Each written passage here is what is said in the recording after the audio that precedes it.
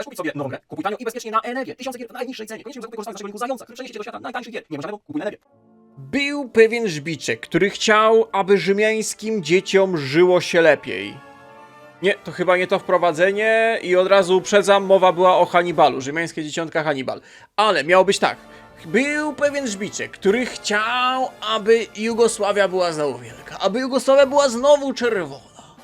Imię jego było Tito i my dzisiaj będziemy robić, a przynajmniej spróbujemy zrobić wielką, czerwoną, syndykalistyczną Jugosławię na Kaiserreduksie, proszę Państwa. Nowa fabułka, nowa przygoda.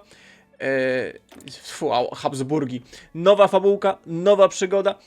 Ilyria pod czerwonego, spaczonego Tita i wojnę z Habsburgami, potem oczywiście klasyczny Weltkrieg. A co dalej przyniesie się fabułka? Zobaczymy. Zapraszam bardzo serdecznie na dzisiejsze Hearts of Iron 4 na modyfikacji Kaiser Redux.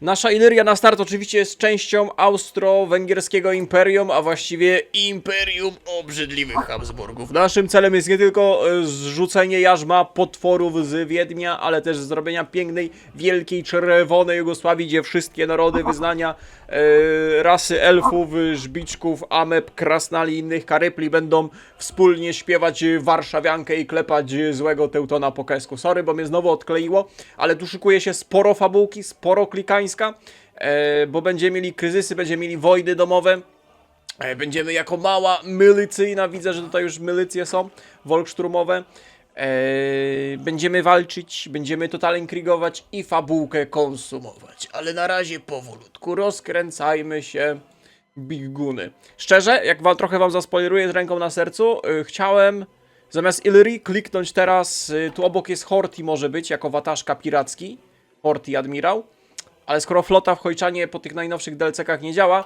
no to zeszliśmy na ląd i robimy Titosława. Titosław, ej, Titosław, jeszcze lepiej niż Tito, Titosław. Towarzysz Titosław, Multi-Ethnic Army. O kurde, my tu faktycznie mamy różne narodowości, jest jakaś prosta, ale mimo wszystko mechaniczka trzymania tego póki co w kupie, żeby nie wysrypiało, nie wykipiało. No jakby był Titosław od razu, to on by to trzymał samą swoją osobą.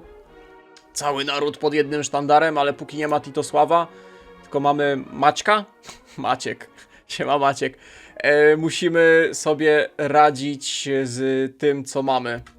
Bałkany mają to do siebie, że lubią kipieć, srypieć. My nie dość, że będziemy Habsburgów klepać, to jeszcze oczywiście mamy Serbię, mamy Bułgarię, mamy Kebabiniego wpływy, tutaj gdzieś Bebici po drugiej stronie Adriatyku się czai. Musimy mieć na uwadze, bo Czarnogóra może doprowadzić do kryzysu pomiędzy Ilyrią oraz Serbią. Doskonałe nowinki. Natomiast czarny poniedziałek uderza w naszą ekonomię Ilyrii i dzięki temu nam się odblokowuje drzewko, proszę bardzo. Będziemy mogli klikać. Zróbmy na razie podzielone dowództwo, dzięki czemu dostaniemy jakieś tam bonusy. Polska idzie w Republikę, a szkoda. Jakby poszli w syndykaty, to myślę, że nasz Titosław mógłby z towarzyszem polskim nawiązać dobrą, międzynarodową, międzymorską współpracę. Byłoby syndykalistyczne Międzymorze. Co my dostaliśmy za kryzys? Consumer Goods, stabilka, Construction Speed. Ej, to nie są najgorsze warunki, jakie dostaje się za czarny tamten kryzys teutoński, rozsierdzony.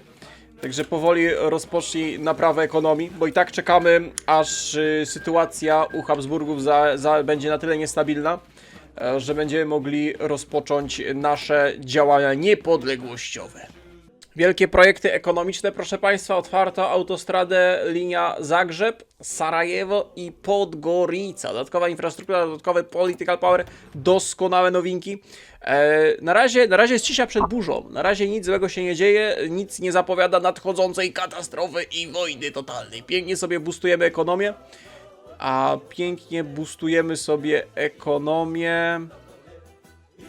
Czasowe bonusy na pół roku, Consumer Goods, Production Efficiency Grow. Dobra, tak czy siak musimy przez to przejść, ale jeżeli chodzi o same statystyki, to na wczesnym etapie takie bonusy niewiele dają, bo nie mamy przemysłu. Ale spoko.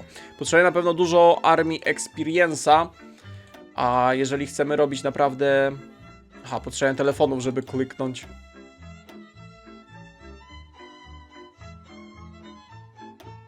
No dobra, to wtedy sobie wrzucimy koncern przemysłowy, węgiel, tempo budowy, militarek oraz cywilek. Nasza Ilyria, mimo gigantycznej linii brzegowej, nie posiada żadnej floty. Ale możemy spróbować to zmienić, bo jest opcja, żeby za 175 political powera kupić flotę od Austriaków. Zobaczymy, czy uda się z nimi pohandlować. A przy okazji pozbyliśmy się już kryzysu.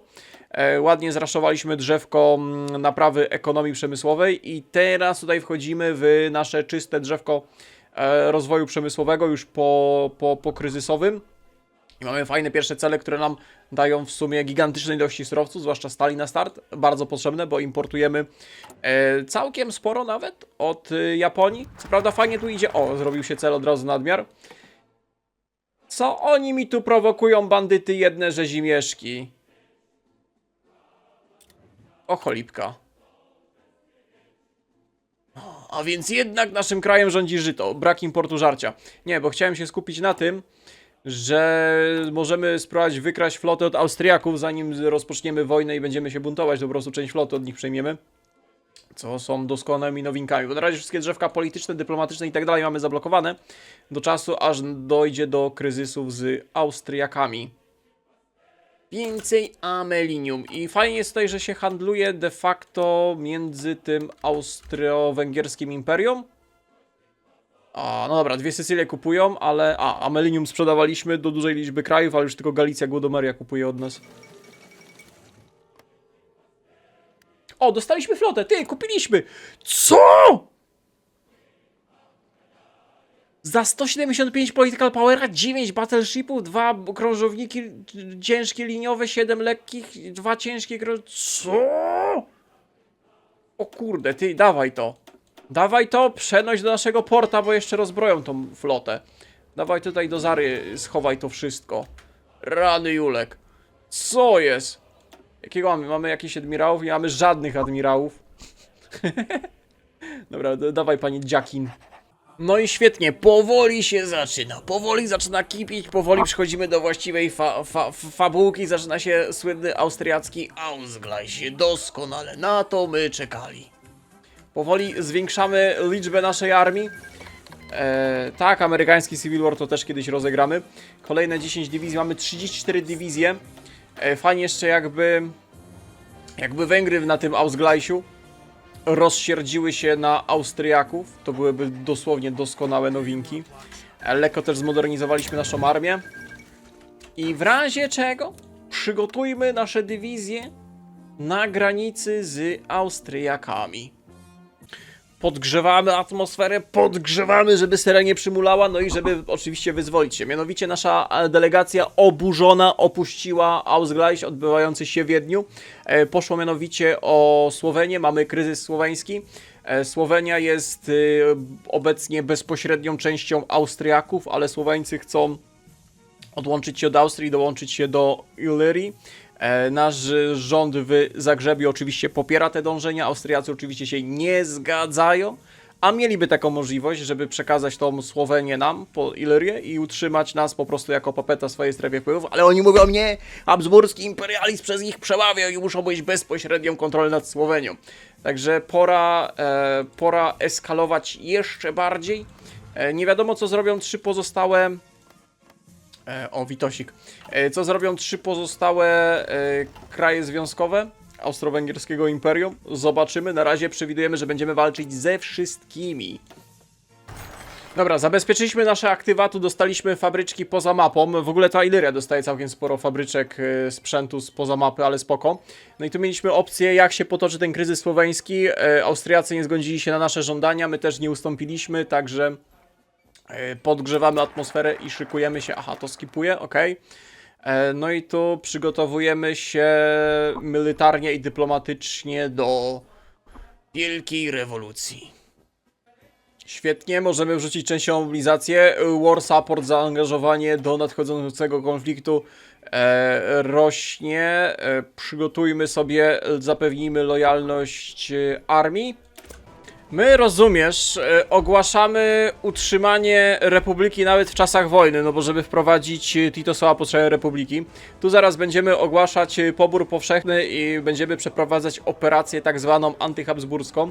A teraz Serbia w trakcie trwania czwartej wojny... O, rewolucja u Maciaków. Czwartej wojny bałkańskiej. walczącej z Bułgarią domagają się przejęcia terytorium Czarnogóry. Oczywiście się nie zgodzimy na te jakieś odklejone żądania. Jak chcą, to niech przyjdą i wezmą sobie sami. Serbia powinna zostać mała. Póki co nawet jesteśmy jeszcze w tych sojuszach austriackich, to Austria by nas uratowała, prawda? Prawda? Ilyria wyzwoli się spod austriackiego papetowania, opuścimy sojusz austriacki, instant wypowiemy wojnę austriacką i rozpocznie się ilyryjska wojna o niepodległość, a właściwie rozpocznie się wojna odnośnie kryzysu słoweńskiego i wyzwolenia. Serbian Republic ma na to klejmy? Ło, ty bandyto. Tylko że Węgry i cała reszta chyba pozostały lojalne, a to oznacza, możemy jeszcze sobie sprawdzić, to jest 47 dywizji, to jest 29, to jest 11, nawet 15, Galicja, Głodomeria, mamy 34. Niedobre nowinki. Trzeba więcej mięska na froncie. O, wykipiało Execute the Order 66, wielka wojna naszych czasów. Ilyryjska wojna o niepodległość. Walczymy o Ilyrię. Towarzysze, braciach, widać za Mosinki, Mauserki, czy co tam macie pod ręką.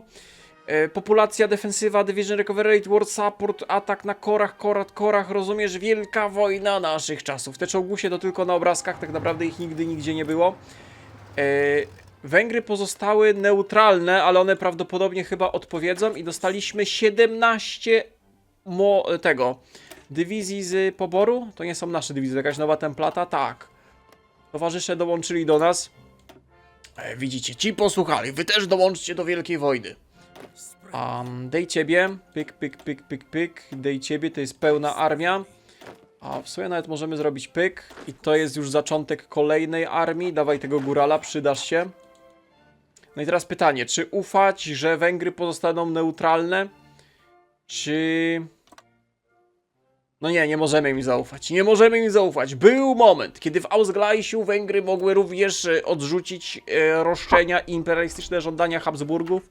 Ale nie powiedzieli nic. Siedzieli cicho i potulnie. Zapalmy promyczek słoweńskiej rewolucji. Dawaj. W międzyczasie nasze dywizje niech przekroczą granicę. A jeszcze niegdyś i tego jednego sojuszniczego imperium. Przekroczcie tu wszystkich, zostaw jedną piechotę do pomocy, a reszta niech stoi i pilnuje. Zobaczymy, jak się zachowują Węgrzy. No i niestety, Węgry zdradziły. A miały możliwość stanięcia po właściwej stronie. Pytanie, czy my chcemy... Róg ma trzykrotną przewagę liczebną. Pytanie, czy my chcemy opuszczać tutaj tą linię rzeki? Czy my chcemy ją wykazać do obrony? Z drugiej strony, póki wroga nie ma, to możemy zawczasu już się przeprawić, żeby potem nie było. Bo to my będziemy stroną atakującą, prawda? Weź to na szybko spróbuj przekroczyć, bo ich dywizje nie były przygotowane na ten atak. Zrób coś takiego, zrób coś takiego. Ty jedną dywizją zaatakuj to. Zobaczymy, jak to będzie wyglądać. Mogliśmy sobie desanty przygotować na Trieste. Mogliśmy wszystko mieć przygotowane, ale flotę im zawinęliśmy, rozumiesz? Sprzedali nam całą swoją flotę. Za 175 political power, a wrzucili sobie jakiegoś tam żbiczka, rozumiesz, od budowy cywilek? A tu niespodzianka. Surprise. Ilyryjski blitz. Dawaj na Wiedeń. Jak strącimy głowę tej bestii, wszystkie papety się rozlecą. Całe to chwiejne imperium przestanie istnieć. Na Triestu! Za wielkiego Titosława! Tu jest kratka? Tu jest kratka. Weź to przejść. Chłop w ogóle jedną... Ty, to działo tak bombi. Triest, tu jest osobna prowincja i on z Triestu jedną prowincję wyżej, znaczy nad jedną prowincją strzela, żeby atakować nas w Lublianie. Niesamowite. Rozlewajcie się, żbiczki, atakujcie na pełnej! To jak się nie przeprawimy przez rzekę, to nic złego się nie stanie, ale spróbuj gdzieś tam się przykleić do prowincji. Albo przynajmniej tego, zajmować nieprzyjaciela, żeby nasze dywizje mogły bezpośrednio iść w kierunku Wiednia. Doskonale. Więcej dywizji na północ. Droga na Wiedeń póki co stoi otworem. Przebijaj się, puszuj szybko, póki tutaj nie ma bandytów. Czesi nawet dołączyli, Galicja, Głodomeria również dołączyła. Rozumiesz, pancerniczek Kaiser Franz Józef bombi we własne oddziały w Trieście. Coś pięknego. O, tu mamy przyczółek, świetnie. Spróbuj to wykorzystać, leć dalej. Ten przyczółek.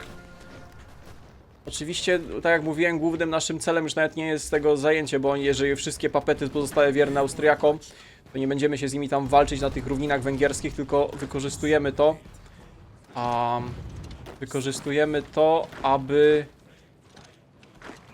zająć wojska nieprzyjaciela i podejść jak najbliżej do Wiednia, zanim się wróg okopie. Doskonale. O, tu mamy ważne przebicie. Jak zajmiemy Graz, to jest mucio dobrze, mucio ważne. Przejdź tędy, okej. Tu zaraz się przebiją nasze chłopaki. Świetnie. O, Słowenia do nas dołączyła. Git, ej. Kurde, ja tyle walczę, oni dołączyli, dywizję im cofnęło. Frajery. Dobra, i Słowenia jest po naszej stronie, w ogóle jest naszym papetem. Doskonale. Tu musimy wygrać wojnę, żeby odblokować te drzewka. Demokratyczne siły. Czy mamy coś, co daje nam tu i teraz bonusy do armii? Tak, tu i teraz. Atak armii, defensywa. Ej, w sobie ta Ilyria ma całkiem sporo bonusów. Może to nie jest gigantyczne drzewko, ale naszpikowane słodką zawartością. Pa, jaki kumbak. Jak w Triest żeśmy weszli, jak w masełko. Co jest? Ależ tu chodzi, babciu, to jest zarąbiste. Wielkie słoweńskie powstanie. Dzisiaj świat obiegły wiadomości, że Ilyria razem z słoweńskimi wojskami chwyciły, aby zrzucić jarzmo Habsburgów. Dobra, na razie wszędzie cały czas atakujemy, nawet tam, gdzie jest średnio opłacalnie. Tylko po to, żeby zatrzymać wrogie wojska w rotacji. Oj, ten Graz musimy zdobyć, to jest mucio ważne. Oj, nie mów, że nas tuż przed Grazem zatrzymali. To były fatalne nowinki. Dawaj te 8 dywizji na front, bo się złe nowinki dzieją. Ej, zatrzymali nas. Teraz pytanie, czy my musimy, tutaj jest przygotowane fabułkowo, że musimy ich fizycznie skapitulować, czy wystarczy, że wytrwamy, bo zaraz nasza rebelia, że tak powiem, zacznie robić kroczki do tyłu zamiast do przodu. Rozumiesz? Rozumiesz? Gadamy szyfrem, żeby wróg nie wiedział, jak bardzo źle to obecnie wygląda. Nie zajęliśmy ani Gracu, ani Klagenfurtu. W sensie bronić się możemy na rzekach, górach, ale jeżeli musimy to dopuszować i wygrać, to będą ciężkie przeprawy wojenne. Ty, ale jedna rzecz nam bardzo dobrze wyszła. Tutaj pod Klagenfurtem przecięliśmy ważną linię kolejową. Kurde, jakbyśmy ten Graz zajęli, jakie to dobre było, przed samym Gracem nas zatrzymali. Znaczy dalej są pozycje wyjściowe, bo mamy flankę pod Gracem. Ale no z niektórych regionów będziemy musieli mocno, ale to mocno się wycofywać, a na innych po prostu się bronić. Trzymaj na razie tutaj, powrzucaj ciebie, trzymaj, kontruj. To fajnie, jakbyśmy ten wyłom trzymali. Triestu cały czas nie możemy zdobyć, mimo że nasza flota cały czas ostrzeliwuje to niewielkie miasto od strony morza.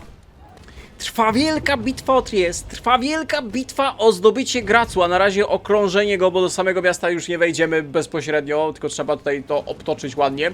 A tu na naszych plecach pojawia się bośniacka partyzantka. Czy my możemy się jakoś jej pozbyć? Walka o Ilyrię spoko, ale bośniacka partyzantka to niedobre nowinki. O, przepchnęliśmy tą prowincję, spoko. Co prawda musiał jeden lastędzik polecieć, żeby utrzymać to, co zajęliśmy, ale tu mamy bardzo ważne przebicie. Spróbuj na razie atakować, póki nie mają organizacji. Co prawda my jesteśmy troszeczkę na attrition tu wrzuceni. Jeszcze część dywizji się przebija. A ty, mordo, weź ich od razu kontruj, bo tu jesteśmy pod całym Wiedniem. Jakbyśmy zdobyli Graz, tutaj pyk, pyk, pyk, Sorpon, pyk, pyk, saple przechodzą. Na razie kontrataki, tu się trzymamy. Triest dalej jest oblężonym miastem. O, wielka wojna naszych czasów. Wojna, która zakończy... No dobra, będzie początkiem dopiero do wielkich wojen naszych czasów. O, Triest zdobyliśmy, świetnie. Dobra, tu nam zwolni część dywizji, no i wróg oczywiście stracił... Tu jeszcze walki lotnicze w ogóle trwają. Ty, nasze lotnictwo 78 naszych fighterów daje radę. Wy mieliście prawo A wy mieliście prawo przemarszu przez Republikę Wenecką, Italską. O, wy bandyty, na szczęście nie możecie z ich terytorium atakować. Kontruj te dywizje pod Baden, bo tu już zostały resztki Austriaków.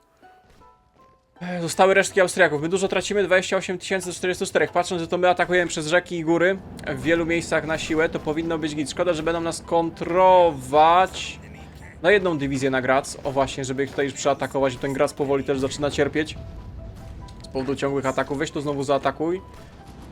Daj jeszcze jedną dywizję, podrzuć. Goddammit, musicie ich trzymać. Współpracujcie, żbiczki. Żbiczki, bo tu ważne rzeczy się dzieją. Tu trzeba przypocić ta wojna, jeżeli mamy ją wygrać. To jest ten właśnie moment, kiedy Hojczan jeszcze wymaga wymyślenia. Mamy gorszą, mniejszą armię, gorszy teren i musimy czarować, aby odnieść zwycięstwo. Demokratyczne siły. Sformuj miejscowe milicje. Czy my chcemy partyzantkę, nieregularną piechotę albo doktrynę pierwszowojenną? No raczej nie. Prędzej słonie zrobimy na tej Illyrii niż doktrynę pierwszowojenną. Zrobimy ładną armię, tylko musimy wygrać. No chyba, że faktycznie zaczniemy przegrywać. Jedyne, co nas będzie ratować i trzymać przy życiu, to partyzantka. Tutaj wbrew pozorom jest dobre miejsce, żeby ich kontrować w tych lasach. Także będziemy co chwilę tam podrzucać oddziały, żeby po prostu wroga zajmować, a tak naprawdę główne nasze uderzenie cały czas idzie i wróg tu nie ma jak podrzucić świeżych oddziałów. Co tu się dzieje? Co za młyn? Tu rozumiesz, są 3 bitwy w jednej. Raz od południa wygrywamy do Graz, od wschodu przegrywamy, ale kontratak od zachodu wygrywamy. Ale młyn, tu jeszcze jakbyśmy mieli jak dywizję podrzucić. Poczekaj, mordo, gdzie ty idziesz tą milicją? Weź ich zaatakuj, bo jest 88. Tu jakiś koń jedzie, trzymaj tego konia, nie daj mu się przegrupować. Tu wypchnęliśmy, ale znowu nas kontratakują. Nie wiem, czy zdążymy. Jedną dywizję na pewno zostaw, bo to za dużo nam idzie. Tak samo tu już raz wypchnęliśmy i znowu weszli i nas zatrzymali. Nie! Nie da im się przegrupować. Tu możemy zaatakować? O, możemy, nice. Weź ich puszuj. O, kratka do przodu, wielka wojna naszych czasów. Od razu spróbuj się rozlewać naprzód, husaria, uderzać, Illyrowie, za wielkiego Titosława. Próbujecie uciec po moim zającu, więcej dywizji 3. O, od razu nam się Węgrzy zrespili. Kurde, jakby Węgrzy stanęli po naszej stronie w tym konflikcie. Jakie piękne by to było. Oho, linia kolejowa przecięta. Ty, a może my od wschodu do Wiednia wjedziemy? Co wy na to? Pa, tutaj giory, pyk, pyk, pyk. Będą rotować? Będą rotować. Weź tych przytrzymaj na siłę. Ty się nudzisz, też weź go zatrzymaj, tylko po to, żeby trzymać te dywizje. Stąd też odciągają. Atakujcie wszędzie, tylko po to, żeby nie mogli dywizjami rotować. To może wykorzystamy tą lukę.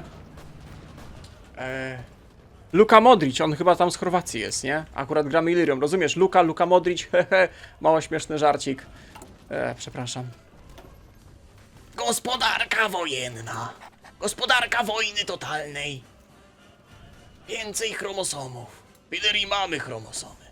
My wiemy, czym są chromosomy. Kiedy raz przydałoby się, żeby bot nie bronił stolicy, bo jest spocony konflikt, to stoi 3 dywizjami, rozumiesz? A jak mamy wojnę typu rolujemy całą linię frontu na autopuszu, to stolice puste, a tutaj musi, patrz jaki garnizon siedzieć, no. Hyt.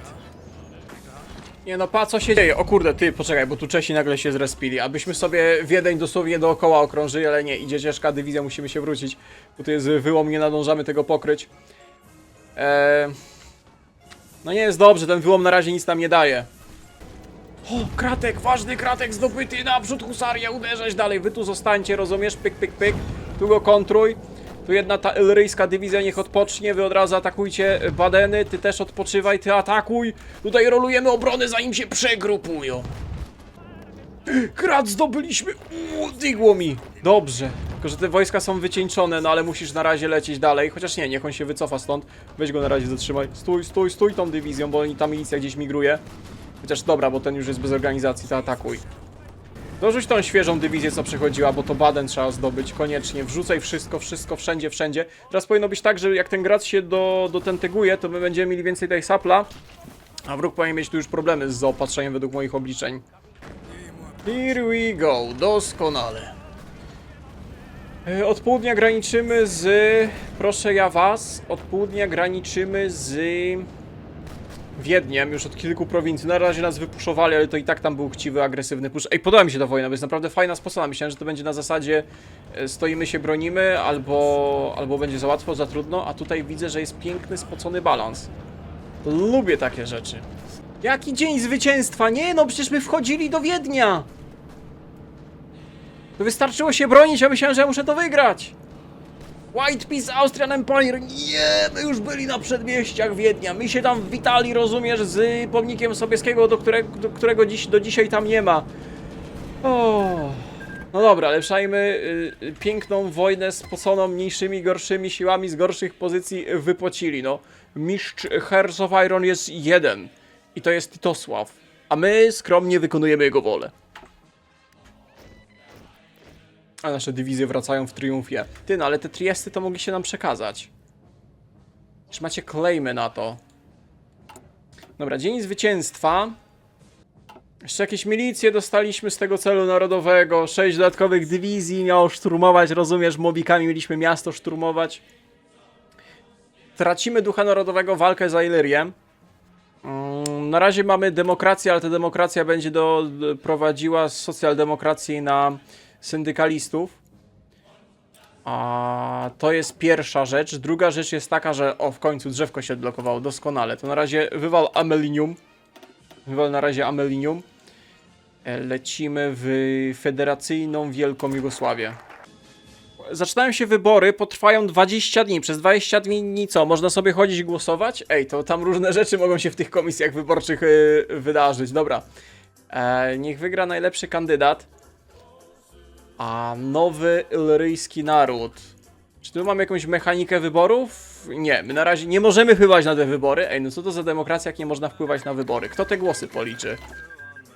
Kto te głosy policzy? Dobra, Amelium wykorzystane. Zróbmy nową federację. Tu są różne opcje, ale jedyna właściwa to jest szanowny jego ekscelencja mości, jegomość Tito, zwany Titosławem, na razie z łagodnej socjaldemokracji. Pyk. Jest i on. Jest i on. Dobra, on wygrywa i jeżeli dobrze... Join Ententa, Belgradzki Pakt. Nie. Czerwona Illyria. Zaraz zaczniemy działać. Cały świat zadaje sobie jedno pytanie, czy Tito naprawdę ma syndykalistyczne sympatie? Ja znam tę odpowiedź i odpowiem wam jeszcze jak. Proszę państwa, nasz Tito okazuje się tak naprawdę syndykalistą, chociaż widzę, że Illyria ma ciekawą opcję, bo wszystkie te opcje syndykalistyczno-totalistyczne to jest tak naprawdę rozwinięcie partii socjaldemokratycznej. SDSH, Socjaldemokrat Stranka Hrwizgaja Slawonie, rozumiesz? Tylko to są tam różne odłamy. I będzie rządził jako syndykalistyczny marszałek. Nie jesteśmy już demokracją? Jesteśmy demokracją syndykalistyczną. Czyli zawsze wygrywa syndykalizm. Proste. Tak, co prawda mamy radykalny syndykalizm, najłagodniejszą opcję.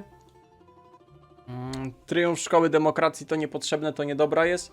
Czerwona Illyria. Totaliści syndykaliści dołączą do koalicji. Będziemy mogli dołączyć do międzynarodówki.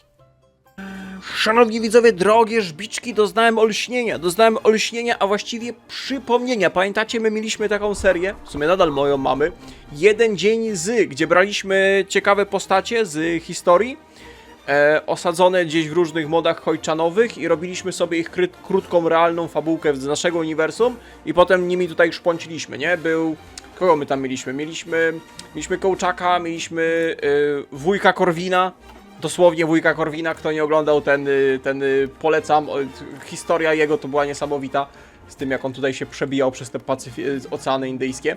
No i w sumie my dzisiaj możemy zrobić sobie jeden dzień z Tito. Wiem, że trochę spóźniona fabułka, bo zwykle na początku omawialiśmy, ale możemy to zrobić w takiej formie, także teraz krótki przerywnik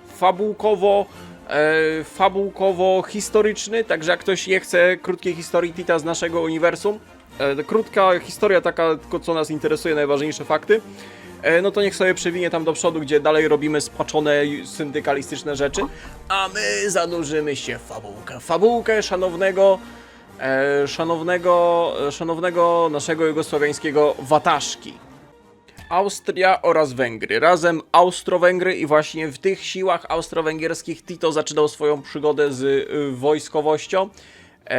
Chociaż za dzieciaka, uwaga, chciał być krawcem, no ale fabułka się zmieniła, jeden chciał być malarzem, a został malarzem pokojowym, a jeden chciał być krawcem, a został mężem stanu i czerwonej Jugosławii, a naszej syndykalistycznej. Dobra, ale wracając do fabułki historii, Tito zaczynał karierę w wojsku austro-węgierskim i gdy wybuchła I wojna światowa, to aktywnie i dość skutecznie działał w kampanii serbskiej, bo był tam wielokrotnie odznaczany i dość szybko awansował na wyższe stanowiska. Był jednym z młodszych chyba sierżantów w armii austro-węgierskiej, coś takiego. Generalnie szło mu całkiem nieźle. Potem po zakończonej kampanii przenieśli go na front z Carstwem Rosyjskim do Galicji, gdzie został ranny, a potem trafił do niewoli. Trafił do niewoli i niewola zawiozła go do obozów jenieńskich gdzieś na Uralu. Tutaj miał możliwość, żeby dołączyć do wojsk Ententy, z racji tego, że w wojskach austro-węgierskich służyło oczywiście dużo Słowian z południa, no to carstwo rosyjskie rekrutowało tych Słowian i robiło z nich oddziały ochotnicze walczące po stronie Ententy, no i w sumie Serbów. I Tito odrzucił tą hojną propozycję, ponieważ był problem złożenia przysięgi na wierność carowi Rosji oraz królowi Serbii, a Tito już wtedy miał poglądy lewicowo-socjalistyczne, za co go z obozu niemieckiego wsadzili do więzienia politycznego. I z tego więzienia politycznego, uwaga, wyciągnął go Polak. Polak, chyba Rosjanin polskiego pochodzenia, nazwijmy go roboczo Polakiem. Polak nie dość, że go wyciągnął z tego więzienia, to jeszcze razem czmychnęli do Piotrogrodu, gdzie brali udział w pierwszych jeszcze przedrewolucyjnych zamieszkach, gdzie został złapany i był przetrzymywany w więzieniu gdzieś koło Piotrogrodu za podejrzenie o bycie bolszewikiem. I sama rewolucja bolszewicka go troszeczkę minęła. Był transportowany gdzieś pociągiem, z którego uciekł. Dość często uciekał z więzienia i przystało na młodego wataszkę rewolucjonistycznego. Większość rewolucji przesiedział dziś na wiosce w Omsku, a gdy skończyła się I wojna światowa, a wrócił do, jeszcze nie wtedy Jugosławii, a to było to Królestwo Chorwatów i Serbów, coś takiego. Królestwo Chorwatów, dopiero potem to była Jugosławia mniejsza. Wrócił, gdzie rozpoczął agitację komunistyczno-socjalistyczną, bo partia komunistyczna szybko została zdelegalizowana. Sobie potajemnie tam działał i zajmował się mniej ważnymi zajęciami, robotami, żeby tylko przeżyć z dnia na dzień. Często jeździł do konsultacji do Związku Sowieckiego, jak przystało na młodego komunistę. Aktywnie działał. A w czasie wybuchu wojny oczywiście każdy go kojarzy z tej partyzantki słynnej jugosłowiańskiej. I sprytnie to partyzantkę kręcił z motywem oczywiście wyzwolenia terenów Jugosławii spod okupacji wojsk Osi, ale łączył to z indoktrynacją i zapałem komunistycznym, aby przy okazji zwiększać szanse, że po wojnie Jugosławia będzie czerwona, nie? Także jak ktoś chciał być w partyzantce i walczyć z okupantem, no to musiał być przy okazji czerwony praktycznie. Nie będziemy się rozwodzić nad przebiegiem, działalnością całej tej partyzantki jugosłowiańskiej, bo to jest niesamowicie długi temat. Jak sobie zacząłem czytać, to końca tego nie było, ile tam Tito działał razem z tą partyzantką. Ile w sumie bitew operacji przeprowadzili, to jest hit. I jak duże siły wojsk Osi sprzymierzonych musiały być cały czas stacjonować na terenach Jugosławii, żeby to pacyfikować. Trzeba pamiętać jednak, że po wojnie udało mu się zrobić własną wersję socjalizmu i być mocno niezależny od Gruzina z Związku Radzieckiego. Tam nawet był motyw, że w końcówce lat 40. Związek Radziecki planował ofensywę na Jugosławię, żeby podporządkować Titę. W sensie nie obalić, ale go spacyfikować. Nie obalić, ale go spacyfikować, żeby wciągnąć go bezpośrednio w strefę sowieckich wpływów. Jeszcze o jednej ciekawej rzeczy zapomniałem, mianowicie przecież jak Teutoni w czasie II wojny światowej zajęli Jugosławię, no to Jugosławia miała swój rząd na uchodźstwie z królem, z monarchią przecież działający. No i jak wojna dobiegała końca, no to terenami Jugosławii rządził Tito razem ze swoją, już nie partyzantką, Armią Narodowo-Wyzwoleńczą. No a oficjalny rząd znajdował się na uchodźstwie i Brytyjczycy rozwiązali to w klasyczny dla siebie sposób, zmusili króla, to był ten Piotr II, ten młody gówniak, co jest w Jugosławii na podstawce w Hojczanie, zmusili go do abdykacji, nie? No i dzięki temu Tito mógł sobie legalnie przejąć władzę w Jugosławii w demokratycznych wyborach. Ale jego relacje z Gruzinem zaczęły się psuć przez koncept Związku Sowieckiego złożonego z państw na Bałkanach. Tito miał inną wizję na to, Gruzin miał inną wizję, jeszcze tam Bułgaria mocno opierała, bo nie chciała zostać państwem federacyjnym, a bardziej jak już to miało być na formie chyba konfederacji. No ale się nie dogadywali i właśnie to było początkiem niezgody pomiędzy Titem a Gruzinem. Dzięki czemu Jugosławia skorzystała, jakby nie patrzeć, bo się uwolniła jeszcze bardziej od strefów sowieckich i mogła tworzyć ten swój ruch państw niezaangażowanych w zimną wojnę, czyli konflikt pomiędzy tym USA a Związkiem Radzieckim. Co de facto też częściowo napędzało gospodarkę i był mały boom gospodarczy tam lata 60., 70. na Jugosławii. Patrząc na resztę państw z bloku wschodniego, to jak ta Jugosławia była gdzieś poza nim i łączyła wschód-zachód, no to gdzieś tam ładnie ekonomia się kręciła. No a dalsze losy, no to jak na początku lat 80. umiera Tito, no to zaczynają powoli odżywać ruchy narodowościowe poszczególnych tych krajów związkowych Jugosławii. No i w ciągu 10 lat Jugosławia wykipiała, wysrypiała. Dopóki Tito siedział, pilnował tej Jugosławii, no to gdzieś tam się trzymała pod jego czujnym okiem męża stanu. Proszę Państwa, krótka historia, życiorys, jeżeli chodzi o naszego dzisiejszego bohatera. Dobrze, że ja sobie przypomniałem, że mieliśmy ten format jeden dzień to sobie fabułkę Titosława mogliśmy wciągnąć do naszej sowieckiej Ilyrii. A my teraz przechodzimy do dalszej części odcinka i tworzymy czerwoną Ilyrię. Bo teraz dopiero zacznie się gęste, bo teraz będziemy wchodzić do międzynarodówki i będziemy od południa uderzać na dwóch kajzerów. Jednego już pokonaliśmy. W pięknej, spoconej wojnie jednego kajzera pokonaliśmy. Teraz szykujemy się na ostateczny konflikt. Dobra, mamy czerwoną Ilyrię. Czerwona Ilyria daje nam koalicję ze wszystkimi syndykalistycznymi frakcjami, ale my tu mamy lekutką wersję tego syndykalizmu. Tu żadnych totalistów nie będzie. Tito to prawilna mordeczka, jeżeli mówimy o wszystkich lewicowych, socjalistycznych żbiczków. Także tutaj widzę, że też jest w formie lekkiego syndykalizmu.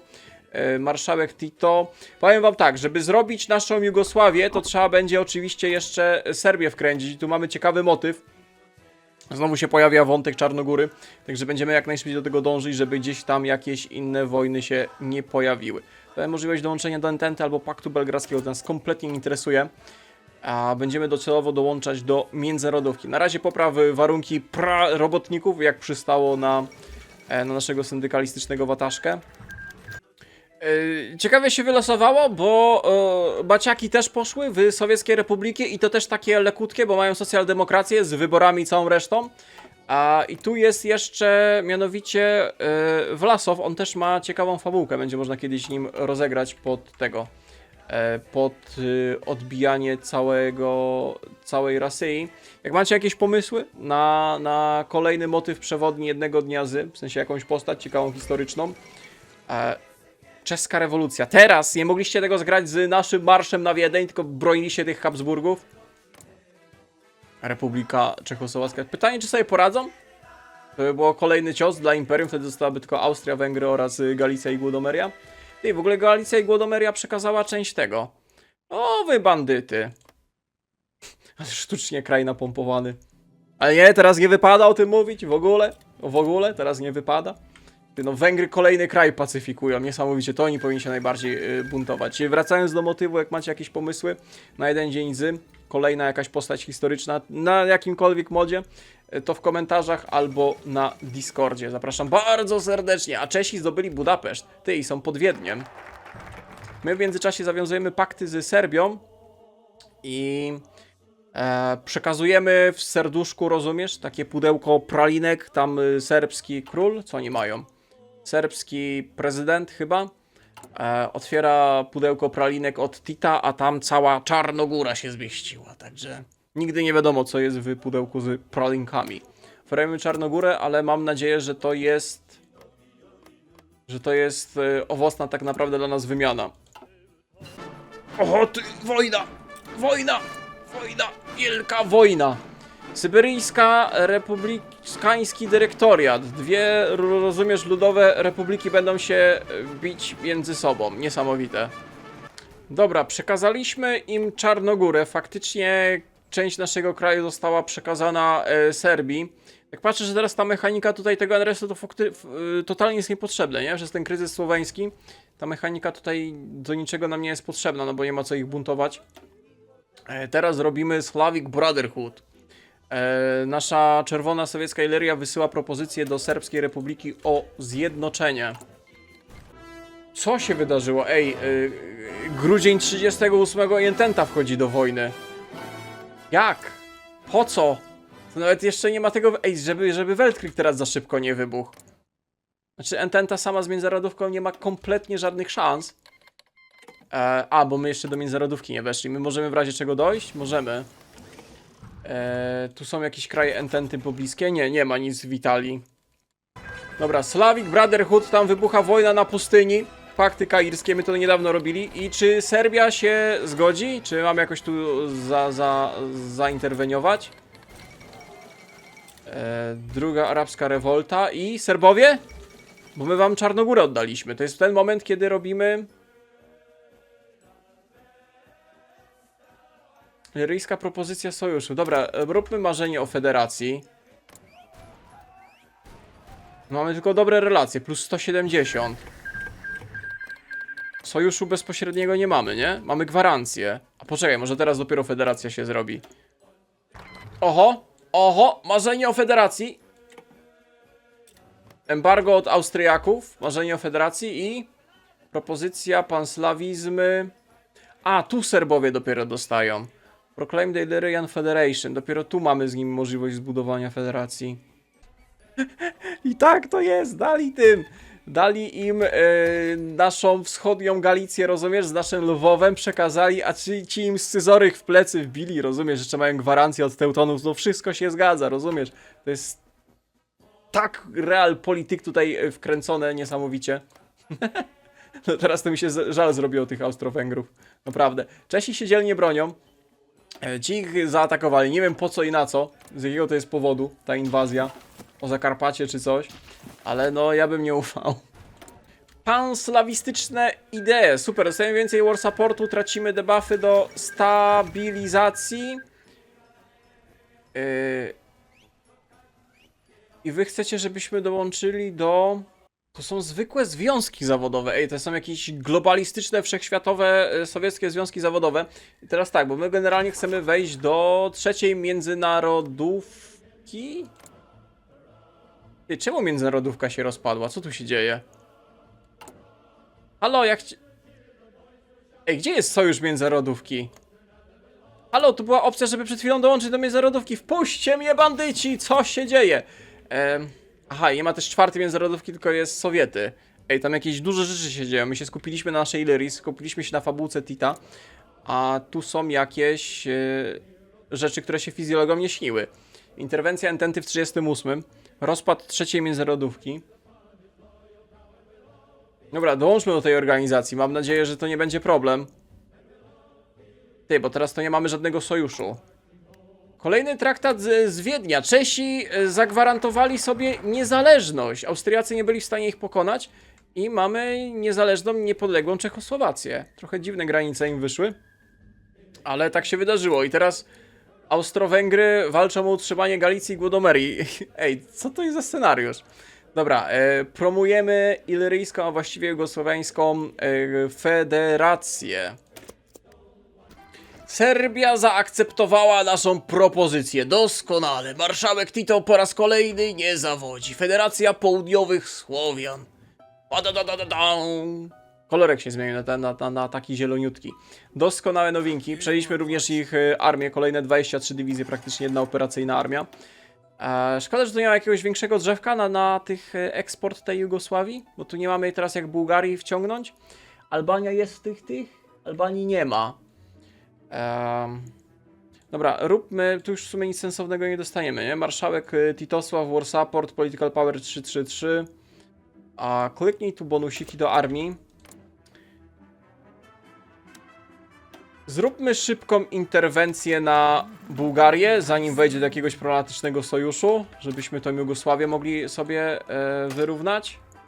Proszę bardzo, mamy nawet filmowy, graficzny wstępniaczek do naszej zjednoczonej Jugosławii Południowych Słowian. Jedność i braterstwo, drodzy widzowie. Jedność i braterstwo, drogie żbiczki. To też z Albanią będziemy walczyć. No dobra. To przy okazji jeszcze Albanię spacyfikujemy. Idealnie. Oho, i dupło. Nie wiem, co się dzieje na tym świecie.